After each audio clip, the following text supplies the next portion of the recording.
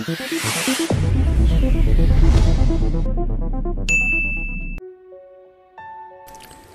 salam jumpa lagi di channel ini. Oke, kali ini kita akan mereaksi sebuah video yang mengulas tentang sejarah bahasa Melayu, namun juga menyinggung tentang bahasa Indonesia, bahwa sebelum Indonesia itu ada, bahasa apakah yang digunakan. Mari kita tonton videonya. Ada yang kata bahasa Indonesia tu adalah bahasa Indonesia dan bukan bahasa Melayu. Terfikir juga, kalau bukan bahasa Indonesia tu asal daripada bahasa Melayu, sebelum wujudnya Indonesia, dia orang pakai bahasa apa? Bahwa sumbernya itu bahasa Melayu itu benar.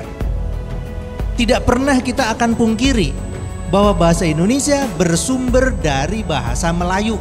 Itu benar 100%. Semua warga negara Indonesia mengetahui dan tidak ada yang mempersoalkan bahwa bahasa Indonesia induknya dari bahasa Melayu.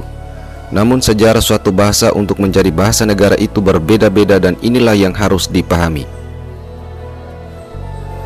Sebelum Indonesia merdeka, Indonesia memiliki banyak suku dan daerah dari Sabang sampai Merauke dengan bahasanya masing-masing. Kemudian juga ada bahasa Portugis, bahasa Inggris, dan bahasa Belanda yang sudah digunakan beberapa kalangan pejuang saat itu. Nah, sebagai alat komunikasi dalam perjuangan, tidak bisa digunakan bahasa masing-masing daerah untuk mencapai cita-cita kemerdekaan. Maka dipakailah salah satu bahasa yang sudah banyak yang mengerti dan menuturkannya di daerah-daerah dan suku-suku di Indonesia saat itu, yaitu bahasa Melayu. Namun apakah otomatis bahasa Melayu saat itu menjadi bahasa Indonesia? Jawabannya tidak, karena masih banyak pertentangan dalam menentukan bahasa negara saat itu. Dan mari kita simak video berikut ini. Mari kita tengok sejarah, ya. Pada saat Kongres Pemuda Indonesia tahun 26 itu dirumuskan tentang hasil kongres ini mau apa?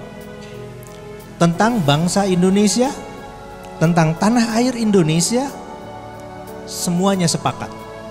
Namanya Indonesia. Tetapi ketika bicara kita ini Indonesia, terus apalagi yang harus menjadi ciri kita? Semua sepakat, bahasa yang akan mempersatukan semuanya nih. Karena waktu Kongres Pemuda Indonesia yang hadir itu bukan hanya orang Jawa, bukan hanya orang Melayu, bukan hanya orang Sunda, bukan hanya orang Batak, bukan hanya orang Sulawesi. Semuanya ada di situ, tokoh-tokoh pemuda. Lalu kita akan menggunakan bahasa apa? Nama bahasanya apa? Tidak ada yang sepakat. Semuanya tidak sepakat. Yang satu mengatakan, ya sudah ini bahasa Sunda, nggak bisa. Ini bahasa Jawa nih paling banyak, nggak mau. Gitu. Sampai ditunda 2 tahun untuk memikirkan kembali nama bahasa. Itu Kongres tahun 26. Dibuka lagi Kongres kedua tanggal 26 Oktober sampai 28 Oktober 1928. Dibuka pertanyaannya, yang pertama, setuju nggak nih bangsa namanya bangsa Indonesia? Setuju. Tanah air Indonesia. Bagaimana dengan bahasa? Bahasa apa? Bicaralah di situ yang pertama kali Muhammad Yamin. Kata Muhammad Yamin, menjunjung bahasa persatuan, bahasa Melayu. Ditentang, ya. Kemudian berdirilah Muhammad Tabrani, seorang pemuda wartawan asal Pamekasan, Madura. Tabrani mengatakan, tidak, kita gunakan juga namanya bahasa Indonesia. Kata Yamin, bahasa Indonesia belum ada. Yang mana disebut bahasa Indonesia itu? Kata Tabrani, kalau belum ada bahasa Indonesia, mari kita lahirkan hari ini bahasa Indonesia. Namanya bahasa Indonesia. Berdebat 2 orang pemuda ini, satu orang dari Minang, ya, yang satu dari Madura. Yang satu mengatakan bahasa Melayu, yang satu mengatakan bahasa Indonesia. Pendapat Yamin, didukung kemudian oleh Jamaluddin Adinegoro. Muncullah di pihak Tabrani namanya Sanusi Pane. Sanusi Pane mengatakan, saya setuju dengan Tabrani bahwa bahasa yang harus digunakan namanya adalah bahasa Indonesia. 2 lawan 2 tuh. Berdebatnya habis itu, diskusi. Lalu diberikanlah kepada floor di voting, ya. Bahasa apa yang akan kita pakai?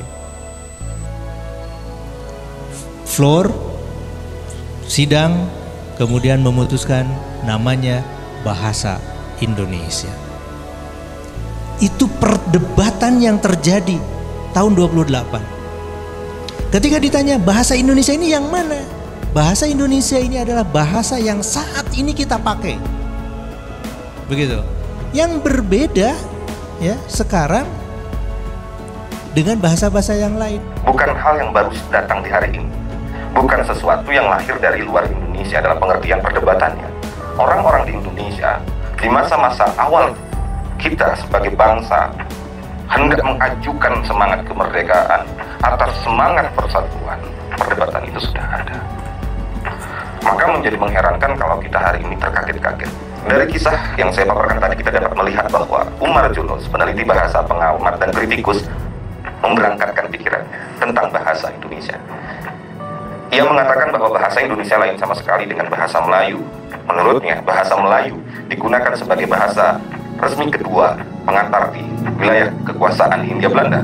Selain itu, bahasa Melayu adalah bahasa yang tidak menerima serapan-serapan dari bahasa daerah. Itu berbanding terbalik dengan posisi bahasa Indonesia yang merupakan bahasa yang mengantarkan Republik Indonesia, mengantarkan rakyat Indonesia yang ketika itu belum berbahasa Indonesia dan belum bernegara bernama Indonesia, bergerak untuk sampai pada kemerdekaannya. Bahasa Indonesia menerima serapan dari berbagai arah, terutamanya dari bahasa-bahasa daerah yang ada di Indonesia. Sementara bahasa Melayu tidak. Itu kata Umar Yunus. Mari kita perhatikan bagaimana Ki Hajar Dewantara melihat bahasa Indonesia. Dalam Kongres Bahasa Indonesia di Solo pada tahun 1938, Ki Hajar Dewantara berkata, yang dinamakan bahasa Indonesia yaitu bahasa Melayu yang sesungguh pun pokoknya berasal dari Melayu Riau. Akan tetapi yang sudah ditambah, diubah atau dikurangi menurut keperluan zaman dan alam baru, hingga bahasa itu lalu mudah dipakai oleh rakyat di seluruh Indonesia. Pembaruan bahasa Melayu hingga menjadi bahasa Indonesia itu harus dilakukan oleh kaum ahli yang beralam baru. Ialah alam kebangsaan Indonesia.